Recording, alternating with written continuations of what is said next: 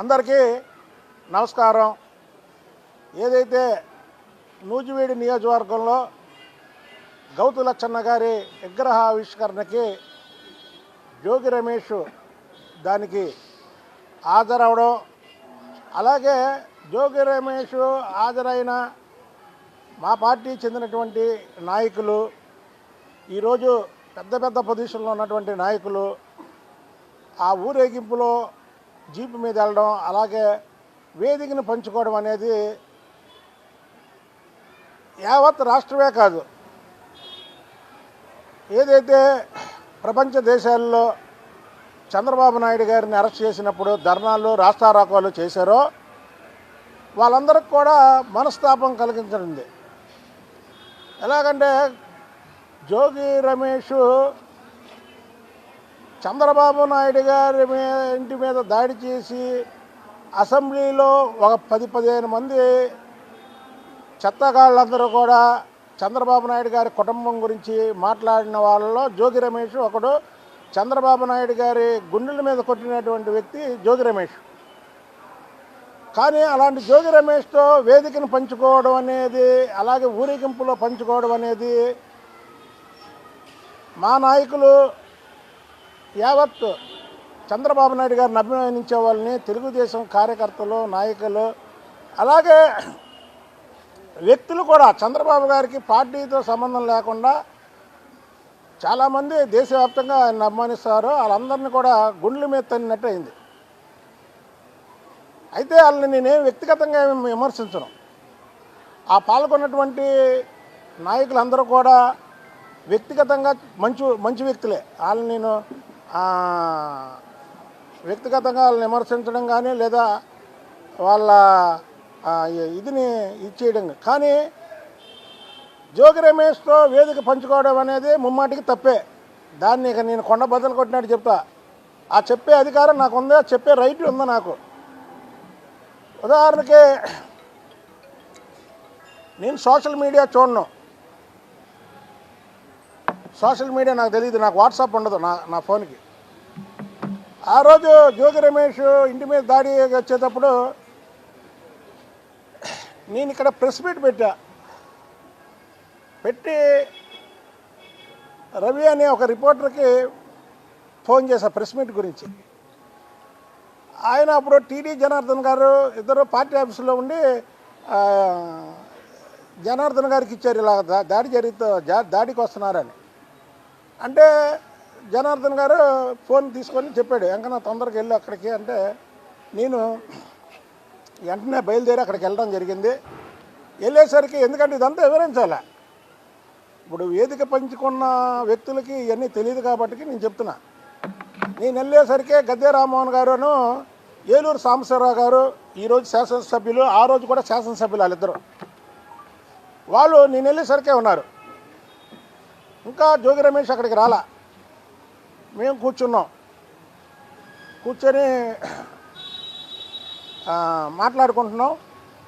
మాట్లాడుకునే లోపు ఈలోపు ఇక్కడ ప్రెస్ వాళ్ళు వీళ్ళు చెప్పారు మాకు వస్తున్నారు అని. అక్కడ ఇక అందరూ మేము ఎలక్ట్ అయ్యాం. ఆ రోజు కానీ మేము లేకపోతే చంద్రబాబు నాయుడు గారి ఇంటి గేట్ని మాత్రం కంపల్సరీ తాకేవాడు. అందులో ఎటువంటి ఇది లేదు. మేము వెళ్ళి ఆ దాడిని ఇది చేయడమే కాకుండా, ఆ దాడికి సంబంధించినటువంటి ఫోటోలు నేను ఇప్పుడు ముందు మీకు చూపిస్తాను. చూపించిన తర్వాత మళ్ళీ నేను మాట్లాడతాను. అదిగోండి,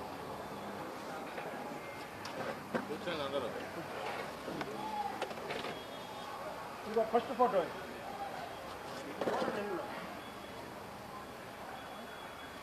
ఇది రెండో ఫోటో. నా బాగా అనుచరుడు తర్వాత చనిపోయాడు, క్రితం చనిపోయాడు. నా అనుచరుడు ఈ మధ్యకాలంలో చనిపోయాడు. ఇదిగో మేము కొంత మాట్లాడుతుంటే వేరే వాడు వచ్చి తలమే కొట్టాడు. ఇవన్నీ కూడా ఏదైతే వేదిక పంచుకున్నారో వాళ్ళకి నేను చెప్పడానికి ఇదంతా పెట్టా. ఇదిగోండి మా డ్రైవరు రాజు, మా భాను చనిపోయాడు, మా సీను. ఎందుకంటే ఒక సీఏ కర్రతో కొడితే పడిపోయాను నేను. ఎప్పుడైతే గంట సేపు తోపులాట జరిగిందో ఆ రోజు కొద్దిగా ఒళ్ళు ఉంది, ఆయాసం బాగా వచ్చింది. ఈ ఈ పక్కనే గద్దే రామ్మోహన్ గారు, ఏలూరు సాంబశివరావు గారు కూర్చున్నారు. కూర్చొని నేను చచ్చిపోతాను అనుకున్నాను, నిజంగా చెప్తున్నా. అంటే ఒక అరగంట బ్రీతింగ్ అందలా నాకు. కావాలంటే ఇది నిజమా అబద్ధమా మళ్ళీ మీరు గద్దే రామ్మోహన్ గారిని, ఏలూరు సాంబశివరావు గారిని ఇద్దరిని అడగండి. నేను చచ్చిపోతాను అనుకున్నారు వాళ్ళు, నేను చచ్చిపోతాను అనుకున్నారు. తర్వాత ఇదిగో చూడండి, మా షర్ట్లు గిట్లు తెలిసిపోయి నాకు అక్కడ దెబ్బ తగిలింది. లోపల చంద్రబాబు గారికి చూపించాం. ఇంకా ఫోటోలు ఉన్నాయి. రామ్మోహన్ గారు, ఏలూరు సాంబశివరావు గారు కూడా ఆ ఫోటోలో ఉన్నారు పక్కన. చచ్చిపోతాను అనుకున్నాడు రామ్మోహన్ గారు. అనుకుని అంబులెన్స్ కవర్ చేయండి, ఏం వద్దులేండి అన్నా. ఎందుకంటే అక్కడ అంబులెన్స్లు వెళ్తే మళ్ళీ నేను ఎక్కడ తగ్గిపోతాను అని. ఇది అది ఏంటి పార్టీలో కొద్దిగా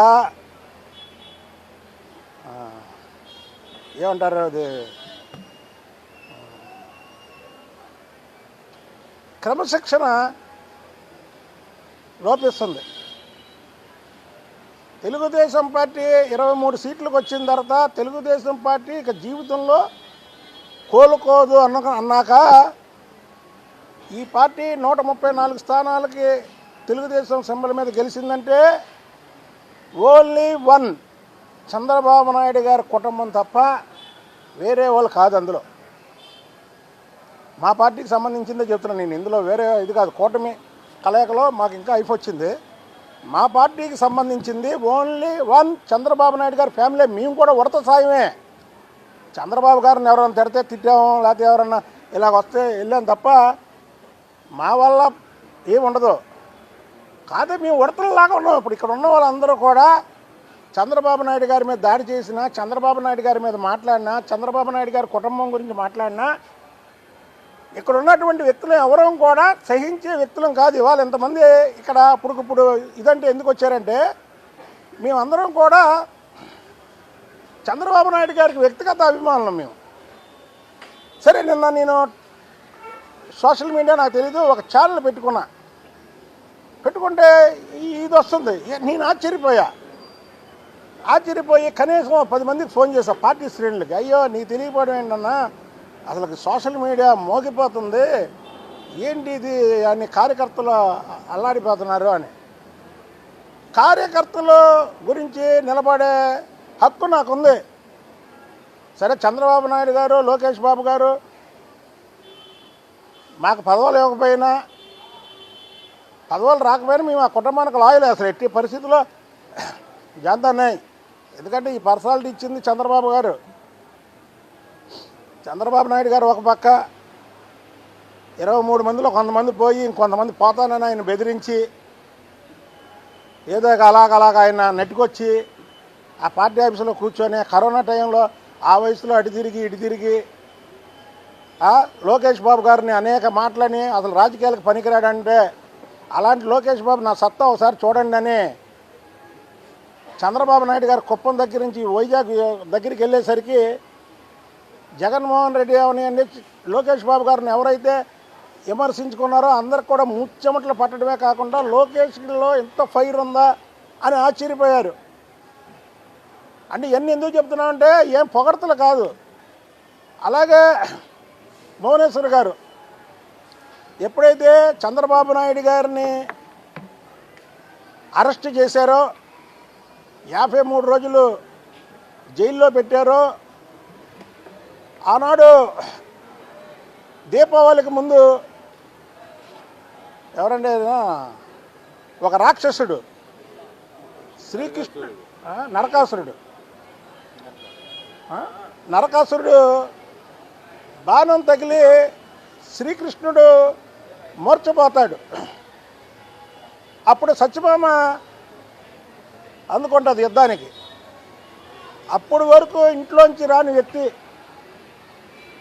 ఎన్టీ రామారావు గారు ముఖ్యమంత్రిగా చేశారు, వాళ్ళ తండ్రి గారు చంద్రబాబు నాయుడు గారు ముఖ్యమంత్రి చేశారు.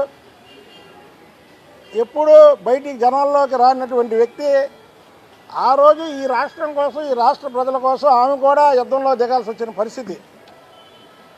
ఈ ముగ్గురు మూడు పక్కల వెళ్ళడమే కాకుండా నారా బ్రాహ్మణి గారు కూడా చిన్నపిల్లని వదిలేసి 53 రోజులు అక్కడే ఉండి, అంటే ఇదంతా ఒక కుటుంబం. ఈ రాష్ట్ర పాలన నుంచి మనకి ఈ రాష్ట్ర పాలనలో ఈ నరకాసురుడి నుంచి ఈ రాష్ట్రాన్ని కాపాడుకోవాలి. ఈ రాష్ట్ర ప్రజలు మన కుటుంబాన్ని ఎంతో ఆదరించారు. ఇవాళ మనల్ని ఓడించిన ఈ యుద్ధంలోంచి మనం పారిపోకూడదు. మళ్ళీ ఈ రాక్షసుల్ని అంతమొందించి ఈ రాష్ట్రాన్ని సరైన గాడిలో పెట్టి తప్పుకోవాలా, కానీ మనం ఓడినప్పుడు ఈ తప్పుకోవాలనే ఒక ఆత్మవిశ్వాసంతో పనిచేసినటువంటి వ్యక్తులు ఆ కుటుంబం. ఆ కుటుంబంలో మేము కూడా ఏదో వృతా సాయంలాగా చేయడం అనేది మా అదృష్టం. అయితే ఇవన్నీ నేను ఎందుకు చెప్తున్నానంటే, ఇవాళ రాష్ట్రం కాదు, దేశం కాదు, ప్రపంచ దేశాలలో చంద్రబాబు నాయుడు గారి కుటుంబం అభిమానులు అందరూ కూడా బాధపడుతున్నారు. ఏదో మేము వెళ్ళింది తప్పు అనేయడం కూడా ఏదో కరెక్ట్ కాదు. మీరు అలాగని మీరేదో ఇదని కూడా చెప్పట్లే. మీరు మంచి వ్యక్తులే, వ్యక్తిగతంగా అక్కడ ఉన్నటువంటి ముగ్గురు వ్యక్తులు మంచోళ్ళే, అసలు దాంట్లో రెండో క్వశ్చనే లేదు. కానీ ఆ ఊరేగింపు వచ్చినప్పుడన్నా, ఆ ఊరేగింపులో జీప్ ఎక్కినప్పుడన్నా మీరు దిగిపోయి ఉండాల్సింది, లేదా తర్వాత వేదిక మీదన్నా మీరు దిగిపోయి ఉండాల్సింది. గౌతు లచ్చన్న గారు ఒక కులానికి నాయకుడు కాదు. మీరు గౌతు శిరీష గారిని అడగండి. గౌతు శిరీష గారికి ఆ నియోజకవర్గంలో వేరే వాళ్ళు వచ్చి పోటీ చేసి గౌతు శిరీష గారికి టికెట్ లేదు, నాకే టికెట్ అని అనౌన్స్ చేసుకుంటే, ఆమె కళ్ళ నీళ్ళు పెట్టుకుంటే, నేను ఉత్తరాంధ్ర ఇన్ఛార్జిగా ఆమె టికెట్ అనౌన్స్ చేశానో లేదో ఆమెను అడగండి. నేను గౌడ కాదు కదా, గౌరా. అంటే గౌతు లచ్చన్న గారి మీద ఉన్నటువంటి ప్రేమతో నేను చంద్రబాబు నాయుడు గారిని, లోకేష్ బాబు గారిని కూడా అడగకుండా నేను సొంతంగా అనౌన్స్ చేశాను. అంటే చంద్రబాబు గారు, లోకేష్ బాబు గారు కూడా కాదనరని ఒకసారి మీరు అడగండి. పేపర్ కటింగ్ కూడా ఉంది. తర్వాత చాలామంది నన్ను శ్రీకాకుళం నుంచి ఇంటికి వచ్చి మా టికెట్లు కూడా అనౌన్స్ చేయమన్నారు. అయితే ఆ కుటుంబానికి ఒక చరిత్ర ఉంది. కానీ మీరు కులాలు అంటకట్టద్దు దానికి. ఇవాళ వంగవీటి మోహన్ రంగా గారి విగ్రహాలు ఈ రాష్ట్రంలో కొన్ని లక్షలు ఉన్నాయంటే దానికి కులం కాదు, అన్ని కులాల వాళ్ళు అందులో పాల్గొంటారు. అన్ని కులాల వాళ్ళు ఆయన విగ్రహాన్ని ఓపెన్ చేస్తారు. రాధాబాబు గారు వెళ్తారు, ఇంకొకరు వెళ్తారు. కొన్ని లక్షల విగ్రహాలు ఈ రాష్ట్రంలో ఉన్నాయంటే అన్ని కులాలలో అవి చేస్తారు. మీరు ఒక నాయకుడికి కులముద్ర వేయడం కూడా కరెక్ట్ కాదు. గౌతు లచ్చన్న గారికి కులముద్ర వేయడం, అల్లూరి సీతారాం, నాకు భారతదేశంలో ఉన్నటువంటి అగ్రెసివ్ నాయకులు అందరిలో అల్లూరి సీతారామరాజు అంటే నాకు ఎంతో ఇష్టం. అల్లూరి సీతారామరాజును కూడా రాజులుగా మీరు గుర్తించకూడదు. ఆయన ఒక పోరాట యోధుడు. ఎవరి కోసం ఫైట్ చేశాడు ఆయన? గౌతు లచ్చన్న గారు ఎవరి కోసం చేశాడు? ఈ దేశం కోసం చేశాడు, స్వాతంత్ర సమరయోధుడు. అల్లూరి సీతారామరాజు గారు ఎవరి గురించి చేశాడు? రాజుల గురించి చేశాడా? ఆయన అడవులో ఉన్నటువంటి మన్ని ప్రజల కోసం పోరాటం చేశాడు. ఒక నాయకుల్ని కులాలను అంటకట్టడం కూడా కరెక్ట్ కాదు. అన్ని కులాలని పిలవాలి. అలాగే మనం వెళ్ళినప్పుడు ఇవాళ జోగి రమేష్ అనే వ్యక్తి అక్కడ ఉన్నప్పుడు ఆ పిలిచిన వాళ్ళది పాప ఆలేదో కానీ మనం ఒక పొజిషన్లో ఉన్నాం. ఆ పొజిషన్ కూడా ఎవరిచ్చారు మనకి? ఈ జోగి రమేష్ ఇంటి మీద దాడి చేసినట్టు, ఏ ఇంటి మీద దాడి చేశాడో ఆ ఇంటి చంద్రబాబు నాయుడు గారు. ఈ జోగి రమేష్ ఏదైతే అసెంబ్లీలో ఆ కుటుంబం గురించి మాట్లాడాడో, ఆ జోగి రమేష్ వచ్చినప్పుడు తప్పుకోవాల్సినటువంటి బాధ్యత మీ మీద ఉంది. దీన్ని ఎలాగా ఇచ్చేస్తారో మీరు కూడా ఒకసారి ఇచ్చేయాలి. మీరే చట్ట వ్యక్తులని మాత్రం నేను చెప్పను. గౌతు శిరీష గారు ఒక ఫైర్ ఉన్న నాయకురాలు, మినిస్టర్ ఎవరు మన పార్థసారథి, మృదుభాషి, అలాగే కొనగాల నారాయణ గారు మా అన్న. ఆయన అసలు కాంట్రవర్సీ జోలికి కూడా వెళ్ళడు. ఆయన పెద్ద రకంగా ఉండే మనిషి. అయితే వీళ్ళు ఈ మొఖమాటంతోనే అక్కడ ఈ పేరు తెచ్చుకున్నారు. మీరు ఎంతో ఎత్తులో ఉన్నటువంటి వ్యక్తులు, ఎంతో మంచోళ్ళు కూడా. కానీ ఇవాళ ఒక్క క్షమాపణతో సరిపోదు. మీరే ఆలోచించుకోండి ఈ కార్యకర్తల మనోభావాలు. ఇవాళ ఒకటి చెప్తున్నానండి, జోగి రమేష్ ఇంటి మీదకి దాడికి వచ్చాడు, మా మీద కేసు పెట్టి. లోకేష్ బాబు గారి సభలో నేను గన్నవరంలో మాట్లాడితే పేరుని నాని అనే వ్యక్తి ఇవాళ ఏదైతే బియ్యం దొంగ ఉన్నాడో రిటర్న్గా కంప్లైంట్ ఇచ్చాడు. ఏమని, వంశీని నానిని చంపేస్తానన్నాడు అని రిటర్న్గా నా మీద కంప్లైంట్ ఇచ్చారు. అంటే మేము ఇక నుంచి పోరాడాలా వద్దా, పోరాడాలా వద్దా అని మేము పార్టీని కూడా అడుగుతున్నాం. ఇక నుంచి అక్కర్లేదు ఇంకన్నా పోరాడొద్దమ్మా నువ్వు అంటే మేము పోరాడం ఎందుకు. మాకేంటంటే చంద్రబాబు నాయుడు గారిని వాళ్ళ కుటుంబాన్ని అంటే మాకు ఒక ఇది. మేము ఎంత చేసి మాకే పదవులు లేకపోయినా మేము ఇంకా మేము మాట్లాడుతూనే ఉన్నాం, పోరాడుతూనే ఉంటాం. కానీ ఇలాంటి సంఘటనలు జరిగినప్పుడు మాత్రం మనసు బాధగా ఉంటుంది. అరే ఏంటి మన పోరాటానికి గుర్తిస్తున్నారా, గుర్తించట్లేదా? ఈ పోరాటానికి విలువ ఉందా లేదా? అంటే రాజకీయం అంటే అసలు ఉండాలా లేదా, ముందు రాజకీయాల్లో ఉండాలా లేదా అనే థాట్ కూడా నిజంగా నిన్న నుంచి నాకు వస్తుంది. ఇదేదో ఆషామాషిగా నేను చెప్పట్లా. మీరు చూడండి, నేను ఒక 10 సంవత్సరాలు బట్టి 12 ఏళ్ళు బట్టి ప్రెస్లో బాగా యాక్టివ్గా నేను ప్రెసిడెంట్ కాంచి మాట్లాడతా. పార్టీ లైను ఏ రోజు నేను దాటను. పార్టీ లైను అంటే పార్టీలో ఉండి చంద్రబాబు గారిని ఎవరైనా విమర్శిస్తా. అది చంద్రబాబు గారికి కూడా తెలుసు. ఒకసారి జేసీ దివాకర్ రెడ్డి ఓటింగ్కి వెళ్ళనన్నాడు. ఆయన నాకు బాగా సన్నిహితం. వెళ్ళకపోతే సస్పెండ్ చేస్తానన్నా. చంద్రబాబు గారు నన్ను పిలిచాడు, నువ్వు ఎలా చేస్తావు అంకన్నా అని అడిగాడు. అంతేనండి, మిమ్మల్ని ఎవరన్నా నేను ఊరుకోనండి అన్న. నా మనస్తత్వం అంతే. అలానే చంద్రబాబు గారు ఏమనకపోతే నేను ఎవరి జోలికి వెళ్ళను. కేసీఆర్ నానికి నాకు కూడా ఎందుకు గొడవ? కేసీఆర్ నాని నేను కూడా బాగానే ఉండేవాళ్ళం, వాళ్ళ ఆఫీస్కి వెళ్ళేవాడిని. ఆ చంద్రబాబు గారి మీద ఎక్స్లో పెడుతుంటేనే గొడవ, అంతే. ఇది ప్రజలందరూ అర్థం చేసుకోవాలి. నేను ఎప్పుడు కాంట్రవర్సీకి వెళ్ళను. అరే విజయసాయి రెడ్డి నిన్న కాక మొన్న చంద్రబాబు నాయుడు గారికి 74 ఏళ్ళు, ఇంకో 5 నెలలు 75 వస్తాయి. ఆయన మేము వచ్చేది మా ప్రభుత్వం, అప్పటి వరకు బతుకుంటాడో చచ్చిపోతాడో. ఒకవేళ బతుకుంటే జైల్లో పెడతానంటే ఒక్కడు మాట్లాడరే. ఒకళ్ళు మాట్లాడినా తొమలపాకతో కొట్టినట్టు మాట్లాడతారండి. తొమలపాకతో కొడతారండి మన నాయకుడిని అంటే. కాబట్టి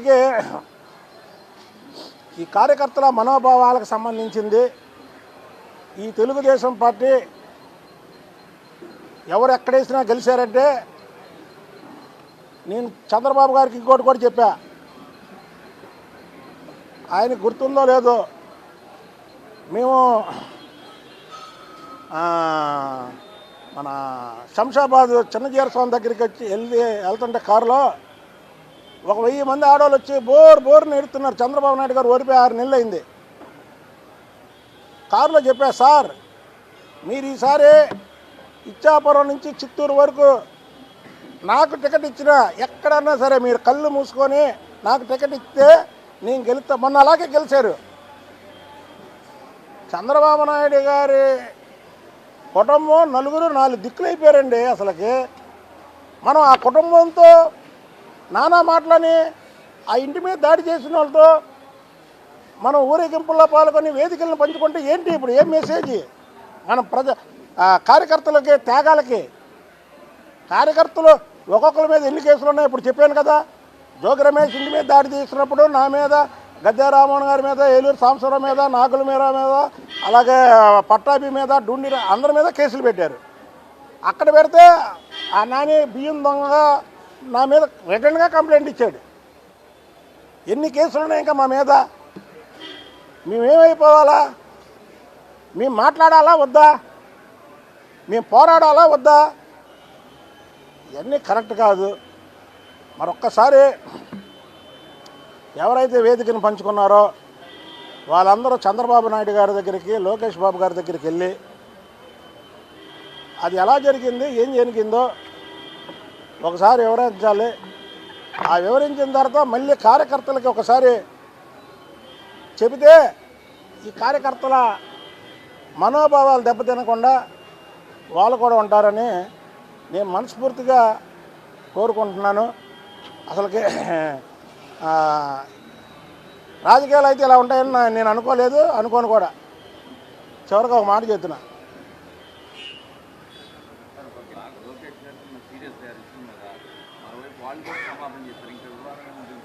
వివాదం ఏముంది? ఇప్పుడు వివాదం నేను వాళ్ళు మంచోళ్ళని చెప్పానుగా, వివాదం ఏముంది? మేము పోరాడినటువంటి వ్యక్తులు, పార్టీ కార్యకర్తలంతా పోరాడినటువంటి వ్యక్తులు, అందరికీ బాధ కలిగింది. ఇగో ఇప్పుడు మీకు ఒక్క మాట చెప్తాండి. ఈయన గణేష్, చంద్రబాబు గారు అంటే ప్రాణం. ఇతను గౌడ సామాజిక వర్గానికి చెందినటువంటి వ్యక్తి.